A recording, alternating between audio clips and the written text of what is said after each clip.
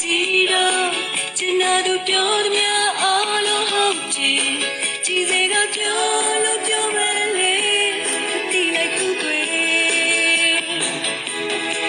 မာယာရီသုံးပြီးမုန်းပြလိုက်တဲ့ကြည်ရသူနောက်တယောက်ပြောင်းပြီးချစ်တဲ့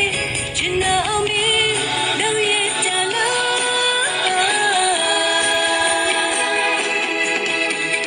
ချစ်ရတဲ့သူရဲ့လမ်းတွေဘူးပြောင်းနေဒီကဘာမှမပြော